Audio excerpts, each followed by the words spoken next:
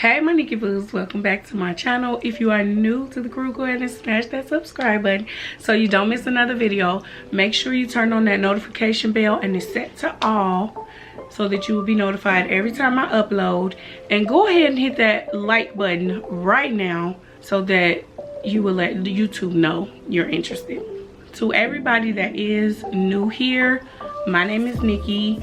This is my channel. Welcome to my life. I am a mother of 4.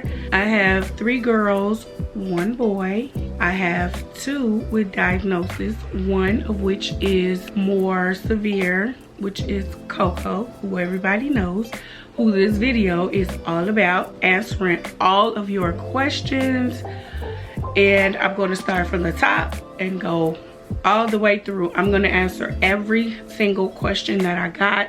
I will also inform you guys on certain things that you may take for granted or things that you didn't even think about was a challenge for our family.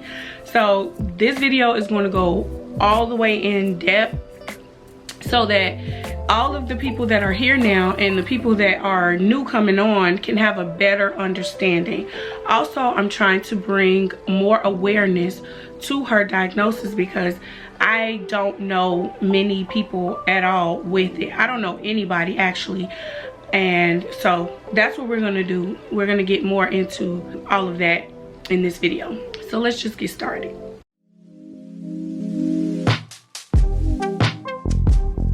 The first question that a lot of you guys want to know is, what is her diagnosis? Her diagnosis is called Greg's, hold on. If you ever hear it from me, you'll hear me say Greg's syndrome, but that is not the full word. I'm gonna read the word for you guys, and I might butcher it, but just listen, it's long. It's called Greg, G-R-E-I-G, cephalopolysydactyly syndrome. So it's Greg cephalopolysydactyly syndrome. Okay, that's a very long word, so I don't say it, I just say Greg syndrome. You can also Google it. I'm gonna read you the medical definition of it, and then we'll go into what it is to me, what I experienced, and all of that. Greg's cephalopolysydactyly syndrome is a disorder that affects development of the limbs, head, and face. The features of this syndrome are highly variable, ranging from very mild to severe. Okay, so in my experience, that is what she has and that is what it affects.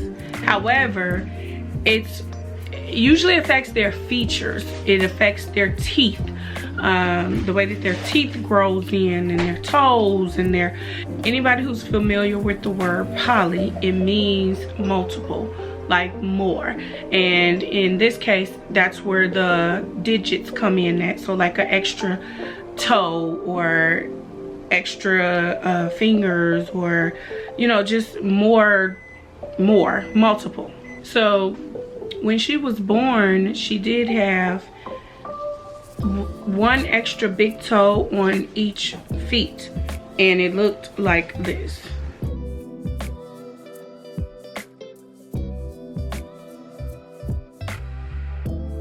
So that is the way that her feet was when she was born. However, I since got 1 of them removed off of each. She still have the scars on her toes, like you can see where it was cut, but I did that so that I can allow her to live a normal life as possible. That was not done at birth. She was probably about 3, 4 when her surgery was done, or maybe like she was young, but she wasn't a baby. They just didn't feel like it was necessary to do at that time. So that's that. Her case is considered severe, not because of the features and things like that, but more so because of the developmental, mentally delays. So the mental development delays. I personally believe it came from the cord being wrapped around her neck. When she was born, we had no idea that the cord was around her neck. My last ultrasound was when I was like, probably like 5 months pregnant. So nobody knew the cord was around her neck. Nobody knows how long the cord was around her neck. The C-section was already pre-planned. When they went in for the C-section, she had the cord around her neck 2 times. She was purple, she was blue, and she was not breathing when she was born. Nobody knows how long this was going on. So that's what I believe, because as we all know, when you lose oxygen to the brain, it's vital. Whatever brain cells are killed off, they're just done. You know, so that's just what I believe. All of my nurses and doctors watching, y'all can, you know, tell me about that. But that's what I believe happened, why the mental delays part came in, because of that. Nobody know how long how long her brain was losing the oxygen. We don't know. So I just know that when she was born, she was purple, she was not breathing. They had to give her oxygen, do a little resuscitation to her. They finally got her going, and once she let out the little cry, they let me see her, a glimpse of her face, and they took her out. She was gone to ICU. So that was that part, which that would have to be a whole like birthing story, so I don't want to get into that. But this video might be a little bit long because it's going to be a lot of information in this video, so that, again, bringing awareness, and I will revert people to this video if they ever ask me another question. Okay, so that was that. How is her personal effects as far as features? The space between the eyes is a large space between the eyes. Yes, I can see it in her. Her ears are smaller, like instead of being like this, they're like this. Her ears are smaller. She did get the toes.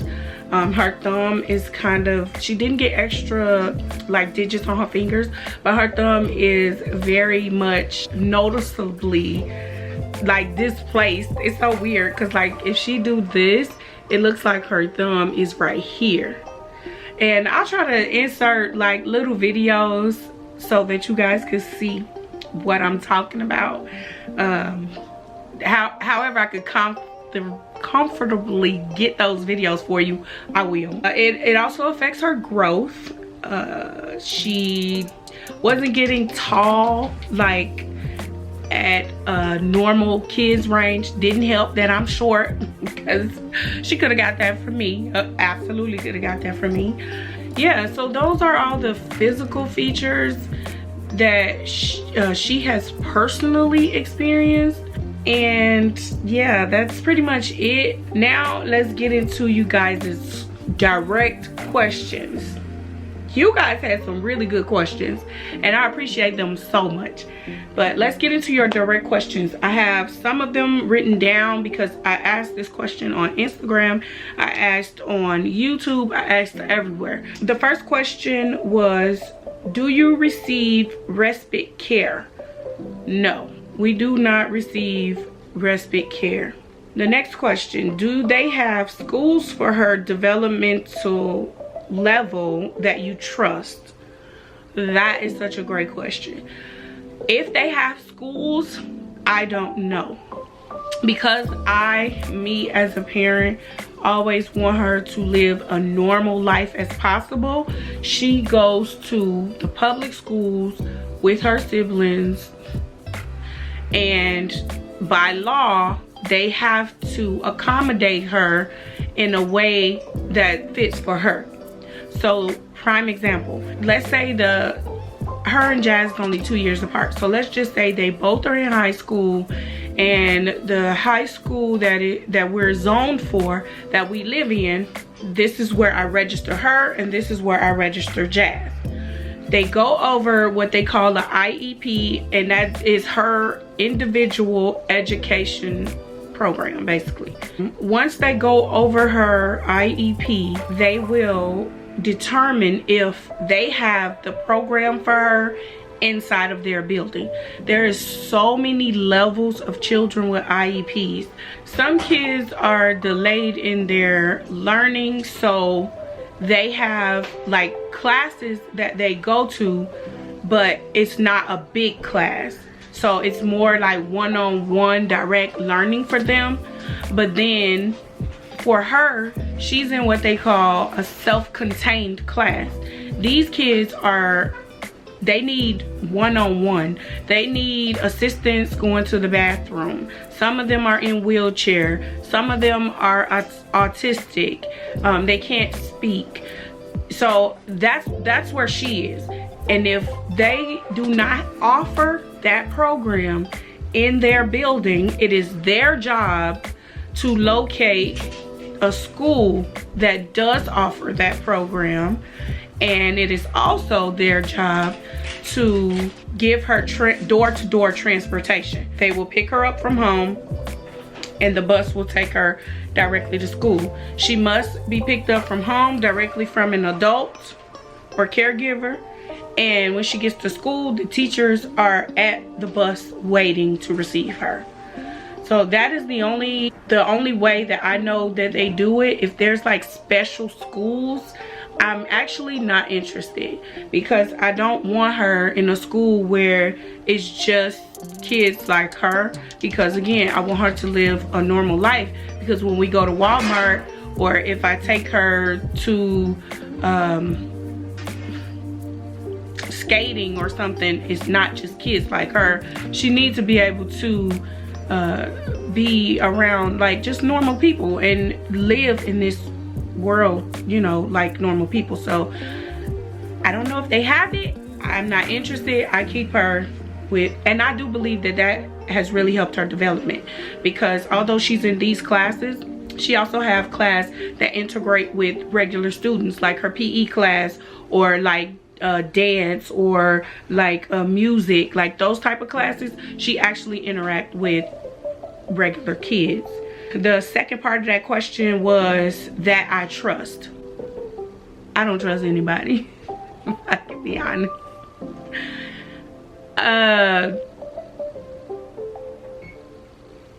It's hard to say you trust anybody.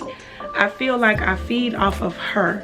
She is very good at letting you know that she don't like this person, she's uncomfortable around this person, or your red flag need to be going off. Like, I mean, your ding ding ding, you know.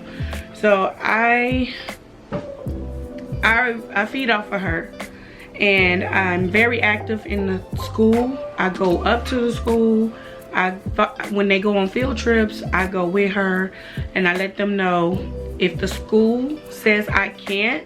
Like, sometimes they want you to have all these vaccines, or they'll tell you, oh, you have to go and get a background check, and you have to do.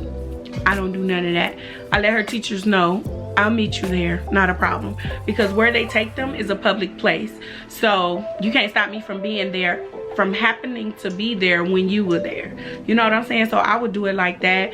I do let the teachers know my reason. You know, it's not enough for y'all for these type of kids.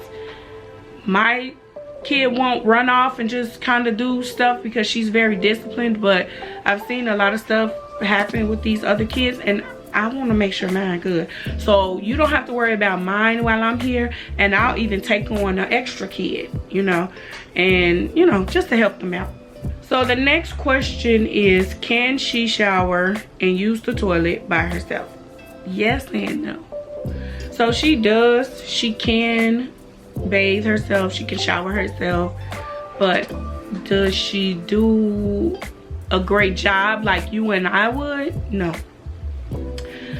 Use the bathroom? Yes, by herself.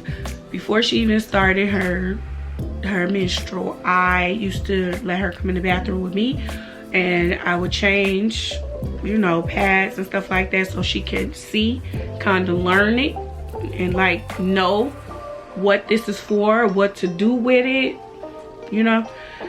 But yes, I don't have to go to the bathroom with her. She does not have to wear diapers. She even got potty trained. When she got potty trained, she never wet the bed, ever.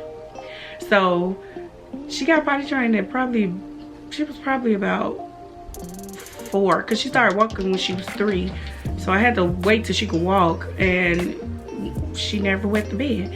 So she can't do that. She doesn't do a good job as we would. Wiping is a challenge. We go through many underwear. She does not have to wear diapers. The only time she wears diapers is when it's that time of the month.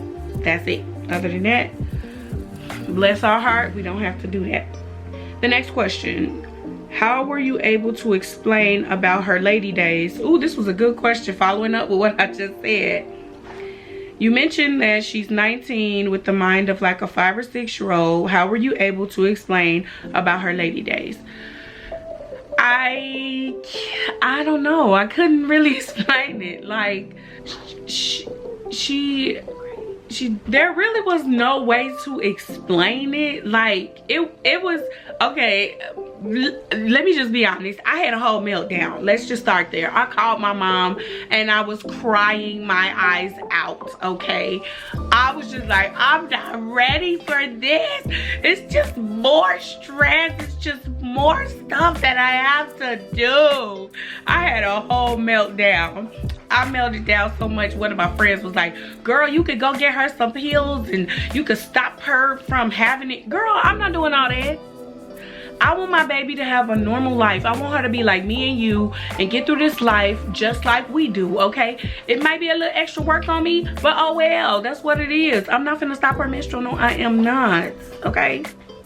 In my mind, she might be 50 years old, married, okay? Just now getting married because her mental was just now. So what? You know? So anyway, so what I did, she just came to me. She knows what blood is. She knows what it looked like. She didn't quite understand what to do, but she's seen it. So it wasn't like a shock. She's seen it. She's seen me do it. That was the reason why I used to do it in front of her. And she said, I'm bleeding. And I said, where are you bleeding? Your arm bleeding? She said, no. And she pointed and I was like, oh.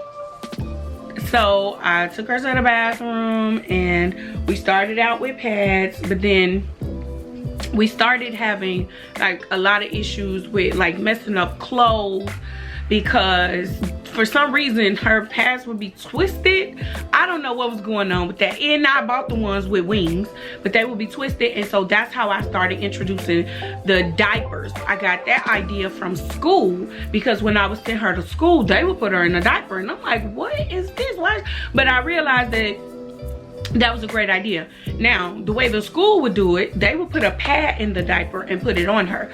I don't do that. Yes, I buy a lot of underwear. Y'all, let me tell you, this life can be quite expensive when it comes to these kids, because sometimes you have to spend that extra money in order to make things easier for yourself or make it easier for them. And in her case, what I did, I still allow her to put a pad on her panties just like I do. The only difference now is it's a pad on her panties, and then over her panties is her diaper. So I'm trying to protect her clothes, my couch, and stuff like that, but I still want her to learn this and learn when it's time to change it, because she does not know when it's time to change it. She is very independent. She's not a fan of you always being in the bathroom with her, like type deal. She be on some like, girl, would you get out? It'd be so cute and so funny to me, because she tries to be independent. And so yeah, so that was no real way to explain it, but that is what I did. And now an issue that I'm running into, she used to always tell me I'm bleeding, but now she won't tell me, and she's not regular. I tried everything to try to, you know, keep up with it. She's not regular. So now I go off of my senses of smell. When I tell you God blessed me with an extra sensory, he did. I can't see worth shit. but I can smell everything. My kids told me I got a nose of a canine. I could smell it when it's coming. So like if I say, you know, it's time to take a bath, whatever, she take her underwear off, she's not bleeding, but I could smell it. And that lets me know that it's coming, because for some reason, she won't tell me anymore. And then if I ask her, are you bleeding? She'll say, no. So I don't know what's up with that. But that's another thing. Like the kids are changing, you know, and you just have to adapt. Okay, next question. In the beginning, was it hard leaving her at school? No. She has been going to school since preschool. Did we do preschool?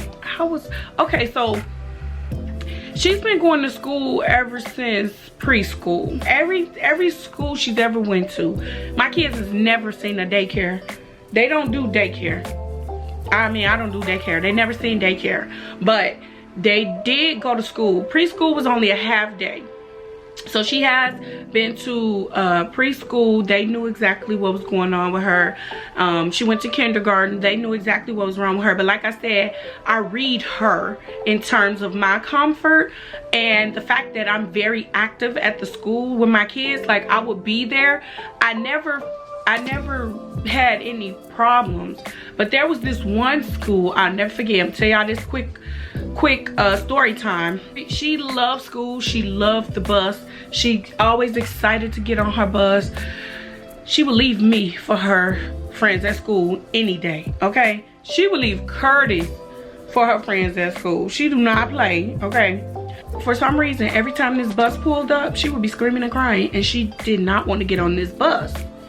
That was a red flag to me. And I instantly jumped into action with the school. Like, WTF, what is going on? I know my child, this, that, and the other.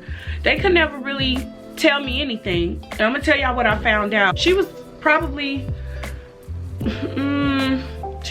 like middle school age, or like 5th grade, 3rd grade, somewhere up in there.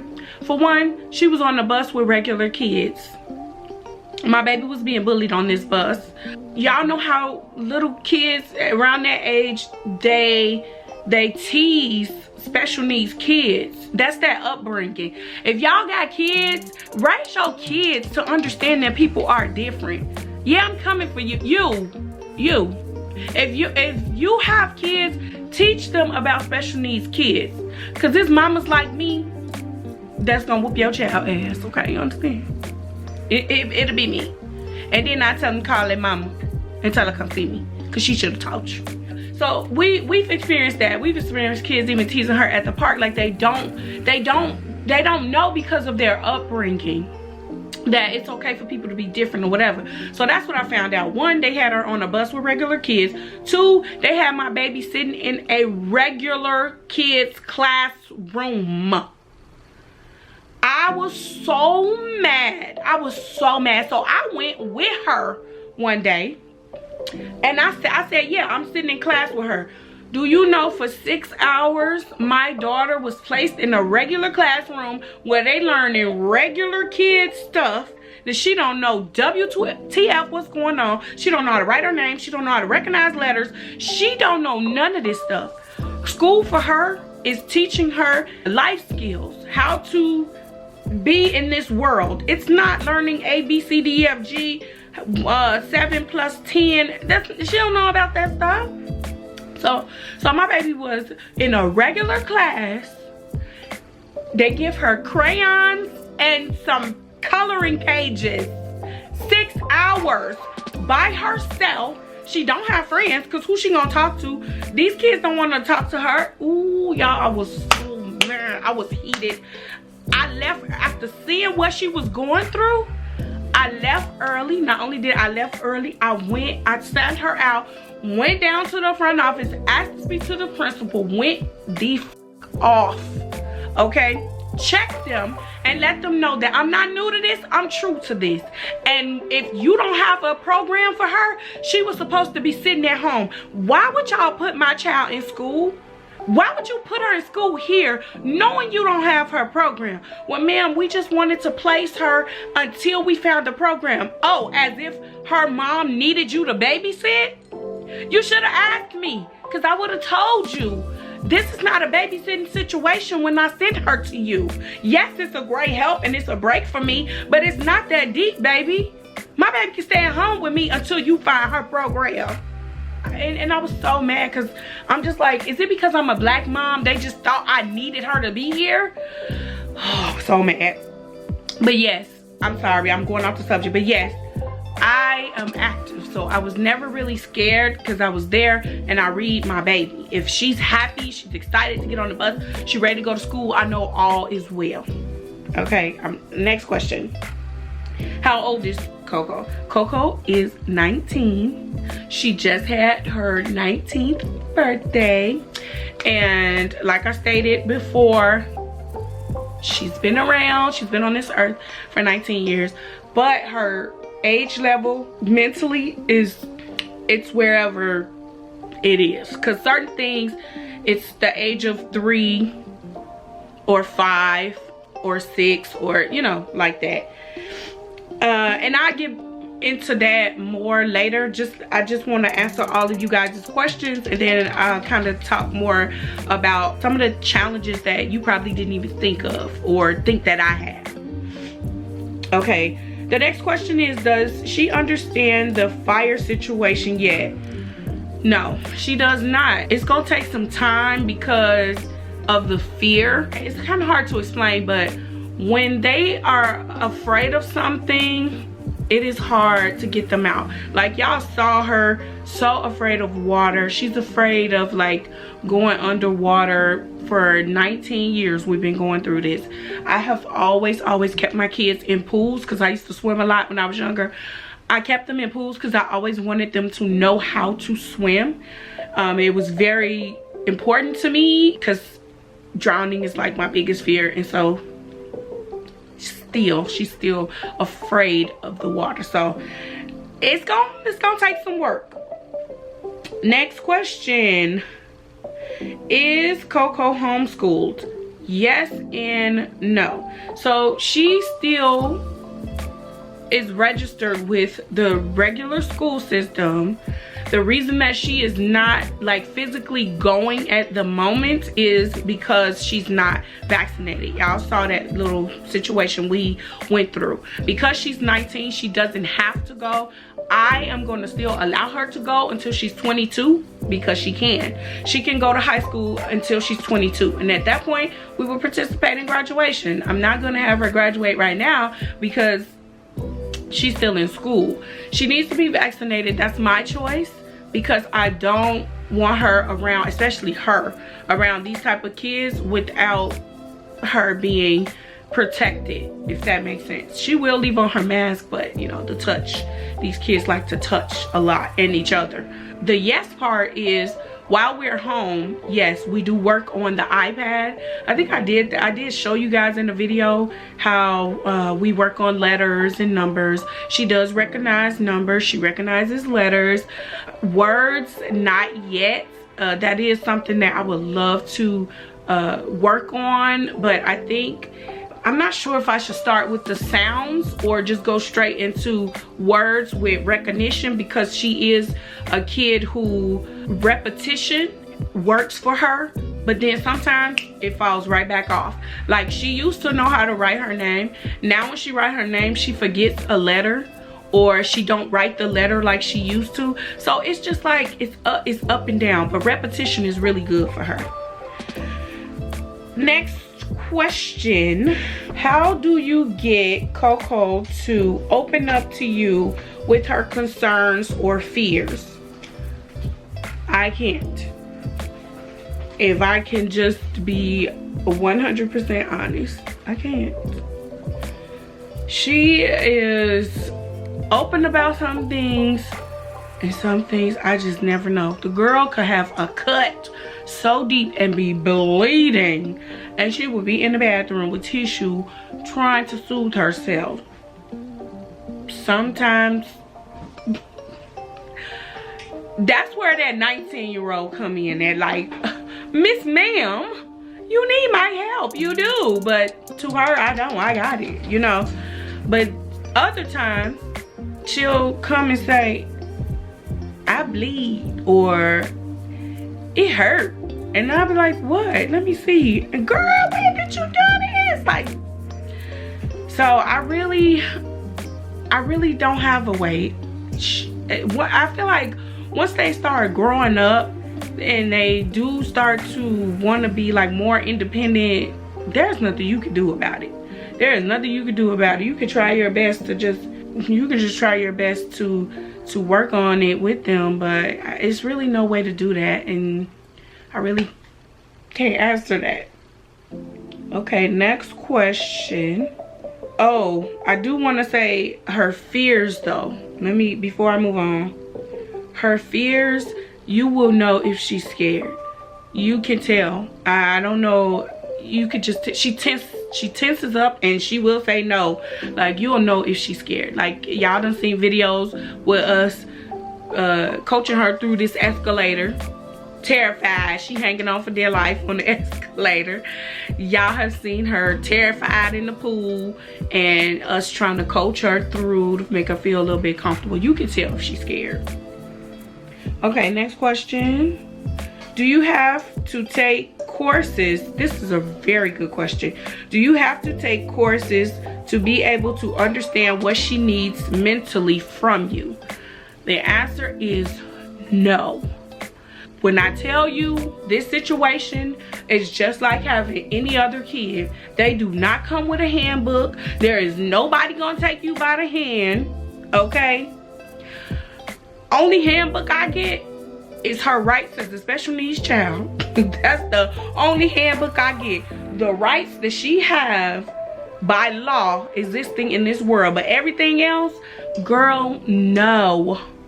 There is no handbook, there is no course, there's no class, and that's why I'm here. Because I feel like my experience thus far, there are women that's going through this right now. There are a lot of people who have special needs kids, but they are very high function, and you would never know that they have an IEP or that they have a diagnosis. Like, you would never know. But then there are other kids like Coco, who I would love to see my baby go to college. I would love to see her graduate from college. But honestly, I don't think that they have that program for her. There are programs for kids with IEPs, absolutely. But those kids are higher functioning. And she's not in that, she's not, you know, on that level. She's way behind like that level. That's why I'm here. I can answer questions or kind of tell people what to expect, or stuff that I wish somebody would have told me. Like, stuff like that, what to expect. And then there are other kids who are very behavioral, or they're jumping and bouncing off the walls.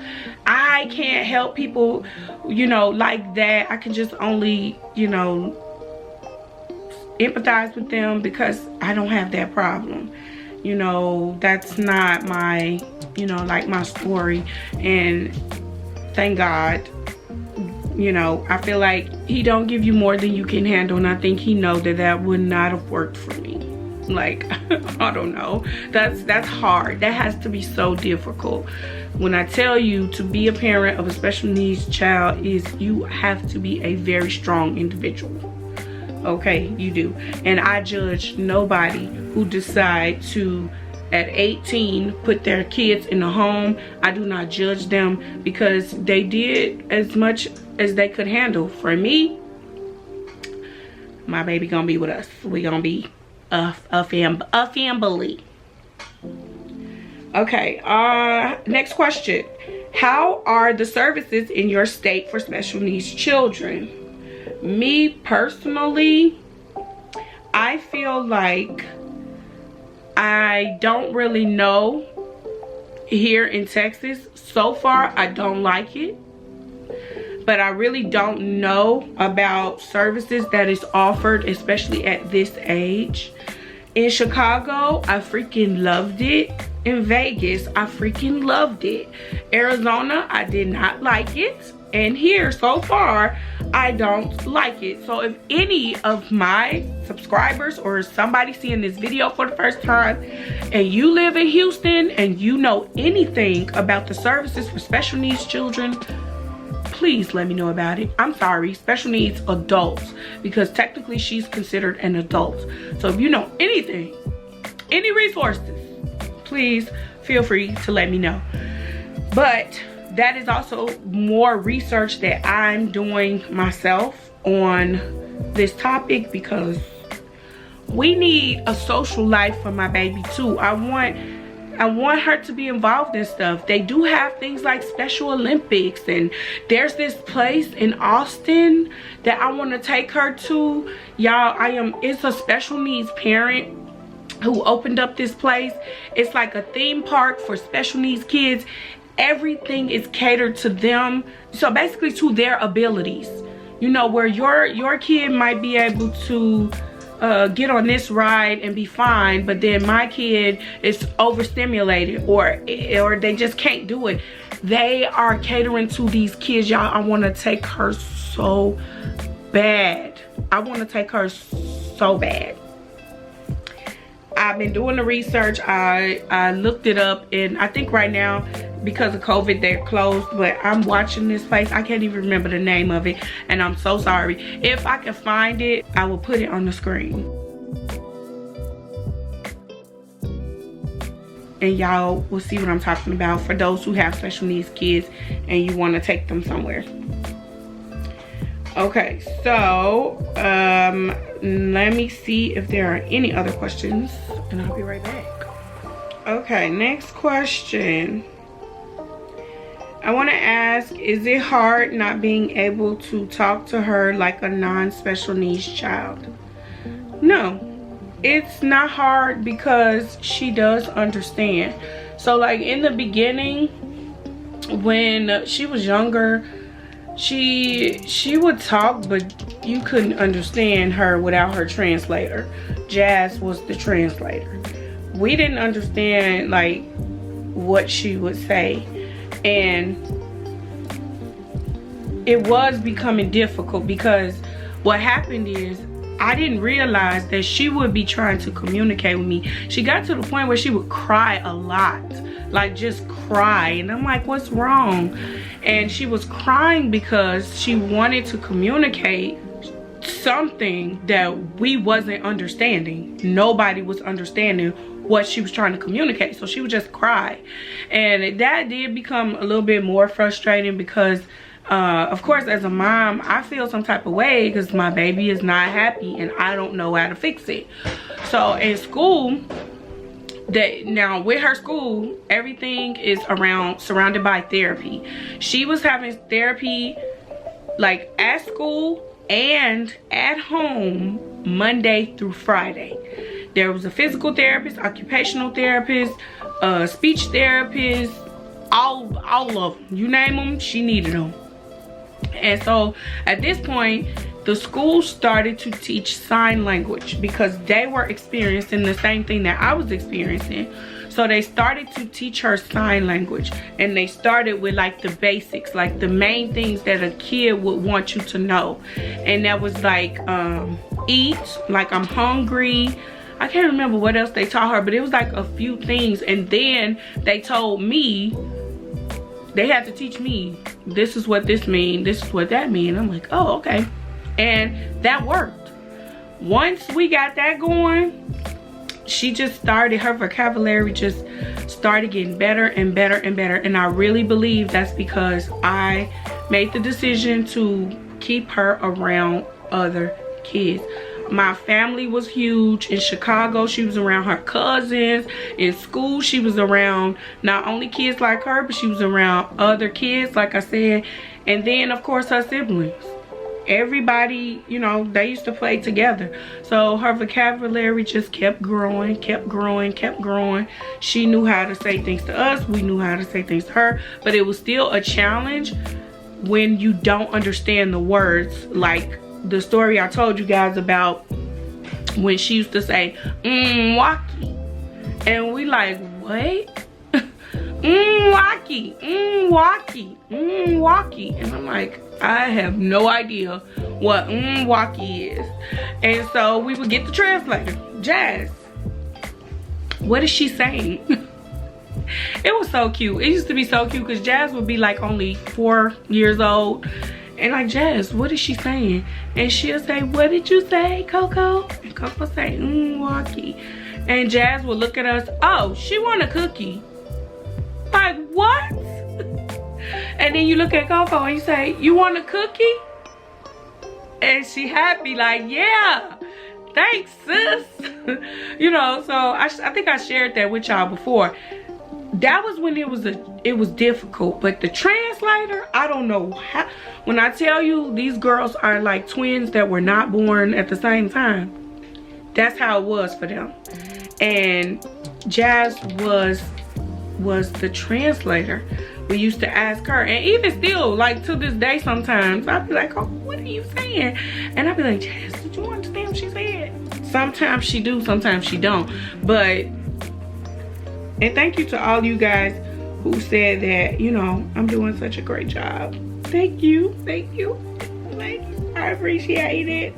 Okay, I think I got all of your questions. I think I answered all of them. Now I want to talk about some of the things that can become a challenge. Let's go back. When she's like elementary school age, of course, she goes to school, she can go to daycare and all of that. This is where it started to get to, it became a bigger challenge. When she turned 12, and as anybody who know about daycare, even if I wanted to consider daycare so that I could work outside of the home, that was not an option. Daycares do not allow children over 12 and 13. That goes for her as well. So that's when it got real, okay? Because now I'm relying on, one, a job to allow me to work during her, like in between her bus schedule. And two, I'm relying on her siblings to either put her on the bus in the morning or get her off after school. That was the biggest challenge. That was a new challenge for me. That challenge is still to this day. If I want to work, I gotta work from home, or again, I would have to rely on her siblings to get her off the bus or put her on the bus. And the reason why I'm saying or, because it depends on what my schedule is. So that's like one of the bigger challenges that a lot of us face, especially my heart just goes out to single moms with special needs kids. And you know, most kids, by the time they're 13, you can leave them at home. But with a special needs kid, you cannot. Somebody has to always be present. And my heart just pours out for you guys, especially if you don't have help. I just can't even imagine. Like, I did have help. I had my mom. My oldest daughter was the person when it came to getting on the bus or taking her off the bus. And then when she went off to college, Greg became the person putting her on the bus, taking her off the bus. And then it got to be a real challenge at one point, y'all, where Greg's bus was not lining up with her bus, and I had to depend on Jazz. That was so hard for me because Jazz was way too young. Jazz was the younger one, and yeah, that was hard. It was so hard. I didn't have a choice. Jazz would get her off the bus. Jazz would lock up. She was trained well, but y'all know how that go. It's, if a creep was watching, a creep could break in and do anything. You know, that was so hard for me. That stuff, it gets kind of emotional when you just think about it. Those are challenges that people don't think about. When I moved, a lot of times, like, people would have stuff to say, like, oh my God, you're moving again. Like, you don't know what is going on in this person's life. You have no idea. And it used to really upset me because my thing is, until you're contributing over here, you don't have room to have an opinion about decisions that I make for my family, okay? You don't know if it was because I couldn't find a job that would work with her schedule. I've lost jobs around this. Well, company where I made a whole career, because I'm a pharmacy tech. I made a whole career for myself just to make sure that if business was slow or if, you know, business failed, I had this backup plan. And that company, after I grew with this company, started from the mud with them when they first opened up and nobody wanted to work there because it was so chaotic. Moved my way up for them to come and tell me the company is going in a different direction and we can no longer honor your schedule to line up with your daughter. Excuse me? Like, what do you mean? Y'all, I ran to the doctor, went to go get FMLA, and her doctor was this white lady that I hated her. Let's just say it. Because I think I realized that she really didn't, either one, she really did not understand life with a special needs child, or two, she just didn't like us or something. Because when this lady, I got the FMLA, this lady put on that paper 4 hours a week, 1 day a week. I was so angry, and her response to me was, that's not the law and this is not for you, it's supposed to be for her. Am I not the one who's caring for her? I'm telling you, her needs. She needs me to be there, okay, at said hour. Like, and she refused to change it. And so the job told me, well, you can only leave early 1 day. 4 hours early. I didn't want to leave 4 hours early. Can we spread this 4 hours early out to an hour early every day then? Can we do it like that? They told me no. So ended up losing that job, but I did gain unemployment off of them because they tried to say, well, she quit. No, I had all the emails. I showed everything that I did when I was trying to save my job. The FMLA I got, I proved my case and I won. I got unemployment. They had to pay me unemployment. And of course, it wasn't enough. But these are struggles that people don't know about. It's small things. Things like her not being able to button a button, not being able to tie her shoes. Like now with her health, this diet that we're going on to try to bring back her A1C, how is she gonna tell me, Mom, I'm dizzy, or Mom, I feel like my sugar is low, or I feel weird, or how is she gonna tell me that? So me cutting back on her sugar, I have to still give her sugar. Like, it's a lot. These are things that people don't think about. And y'all look at me like, oh my God, you're so strong. Yes, I am. But guess what? I break down too. Yes, I do too. Sometimes I get overwhelmed. Sometimes I need a break. I don't get that. There's no such thing. I used to get a break every summer. My kids would go with my mom during the summer, for half the summer, and then they come back home. That used to be like a real life woosah. My mom has been gone for 3 years. This year will make, at the end of this year, will make 4 years. And I haven't had a break in 3 years. There's no such thing as a break for me. There's no such thing as a break for any parent with special needs, because the person receiving your kid who want to give you a break, they get so overwhelmed. They get overwhelmed way quicker than you because you used to it. But for them, it's like, oh my God, I don't know how you do it. So your breaks are really cut short. My mama was doing this thing since birth with me, with her. So that it was nothing to her. But yeah, it's a lot of things that underline that people just don't know. And sometimes people make comments about stuff that they don't understand. She don't like getting her hair combed, period. When she go to the shop, she will let Tyler do her hair, but even Tyler is like this, like really like trying not, cause she'll start and it's over. So people who like to, oh well, why is her hair not done, and da da da. Listen, we're letting her be great, okay? I remember one time my baby couldn't walk and this lady inserted her self into my business. Like, why is you carrying that big old girl? Put her down and let her walk. Y'all can only imagine the stank face I gave this lady. I was like, she can't walk. And she was like, I am so sorry. Oh my God, I am so sorry. That's why you should mind your business. And a lot of times people do that. I'm not looking for praises because I'm doing what I'm supposed to be doing. I'm not looking for a reward or for everybody to be, oh, you're such a great mom, da, da, da. That's not what I'm looking for.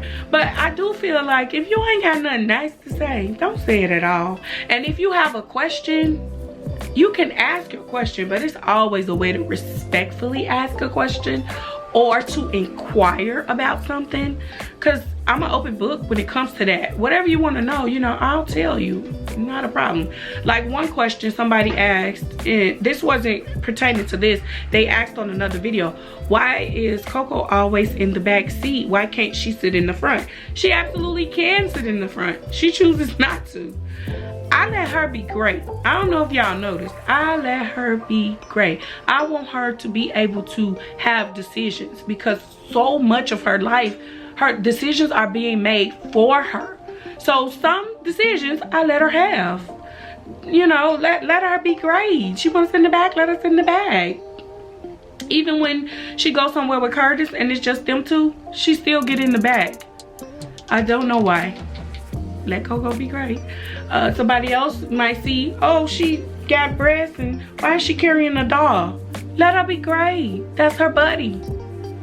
She want to run around at the park at 19. Let her be great. Mind your business.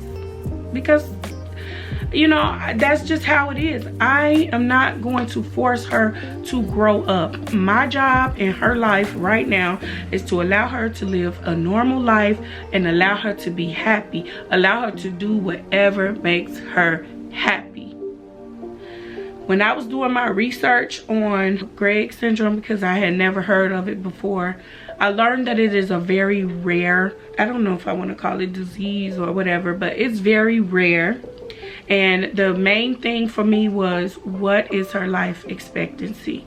What I learned is a lot of kids, a lot of people with Gregg's grow up to have children. They grow up to have their own families, and you know, they grow up living normal lives. Like, they do grow up to be adults. But of course her case is a little more severe, because mentally she's delayed. Developmentally she's also delayed. So it's a little bit different, but that is still something that sits on the back of my mind, because it's like, it's so rare that how can anybody say?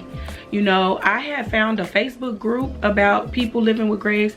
I didn't see not one black person. All of them were of other races, and I still joined the group because it was interesting to see the adults, and it was also interesting to see like high functioning people with Gregg's, but we don't know. So to me, let her be great. Let her live her best life, because when she turned 21, guess who I thought I turned my ringer off. Jesus. When she turned 21, guess who going to the club to dance? Shirley. I am going to get her dressed up, and we gonna go to a little bar, to a club or something. We gonna get there early, you know, before the crowd. We gonna let her dance her life away. I'm gonna be on that dance floor dancing with my baby, and then we gonna go home before all the people come. Cause why not? She loved to dance. She was in dance when we was in Vegas. She loved her class. Okay, she loved dancing, and she still loved to dance. Y'all seen that in her birthday video. So I'm gonna take my baby dancing. What do you mean? We might even have to hit that bowling alley back up so she can dance some more. Okay, so yeah, I just let her be great. I hope this video was very informative for you guys. If you should ever have questions, don't feel like you can't ask. I'm okay with you asking. Just be respectful. That's all I'm saying. Because you don't know my mood. I might be nice and I might not be. But yeah, just be respectful, you guys. You can ask all the comments that you want.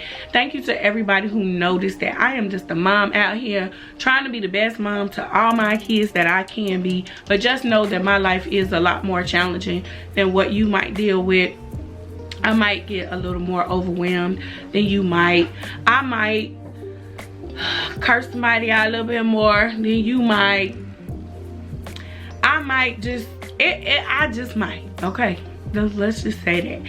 But just know that life for us is very different, and I'm human. I'm hoping this video reach some other parents with special needs kids, or people taking care of special needs adults. Know that you are not alone. We are all in this together one way or another. Shout out to all the single moms doing it by themselves. Shout out to the dads that are stepping up and they are also doing this collectively with the mom. You rock, because it is a lot of work, especially for one person. And yeah, I hope that you got a little bit of insight on what life is like with my family, because it doesn't just affect me, it affects my kids as well. We all take care of her. And yeah, I hope you also liked this channel enough to hit that subscribe button. I would like for everybody watching this video to give it a thumbs up, and I'll see you guys in my next video. Bye.